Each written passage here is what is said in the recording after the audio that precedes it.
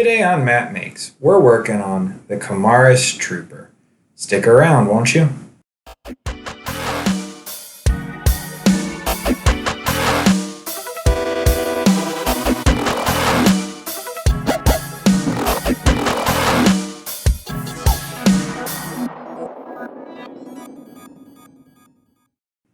And while this is only my second Gundam build, I was a lot more comfortable going into it. I knew what to expect, instructions, 2 packages of rails. Oh, 3 in this build.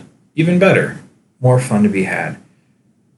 As I said in the last video though, the Barbatos build, that was one of the bottom 5, the best of the worst if you will, for the Iron Blood Orphan series. As happenstance would have it, the model I'm doing now is actually one of the top 5s, one of the best of the best. And I was really looking forward to seeing the difference in quality and what separates a good build from a poor build, since I have no baseline to go off of. I can tell you these parts are a lot more detailed and a lot more plentiful than the Barbatos build. My focus on the second build is really about slowing down and enjoying the process of making. On the first build, on Barbatos, I was really excited. I just wanted to get it done. And not because it was a chore, but because it was exciting. And that excitement led to some damaged pieces, some missed opportunities, some simple mistakes. I own that 100%. That was on me, not the kit. But on this one, I slowed down because I knew a little bit what to expect. So you'll see on the directions that I have highlighted when to apply stickers because I missed one on the last build. I looked up how to cut parts off the rail. Turns out you're supposed to go from underneath. So that's what I'm doing here. Bonus points for you as the viewer is you don't get to see the camera focusing in on my forearm quite as much. You get to see more of the pieces. I also realized that the file that I was using in the previous build was a little rough and damaged the plastic. So I tried to be a little bit more gentle, deliberate with my cuts. I used the X-Acto knife and a softer file when needed. I really want to work on the craftsmanship of it. Eventually I'm going to be getting into more expensive kits, and it's one thing to mess up a kit that costs $20. It's another thing to mess up a kit that costs $80 or $200. Finally, it's really about enjoying the process. So I stopped thinking about what are the viewers on YouTube going to think, I'm going too slow, I'm putting this in sideways or wrong, and it just became a moment to focus on a task, enjoy myself, and make something that looks like it's going to be wonderful. I hope that translates through on the footage and eventually on the final build. That being said, enjoy the rest of the video. I'll meet back up with you at the end.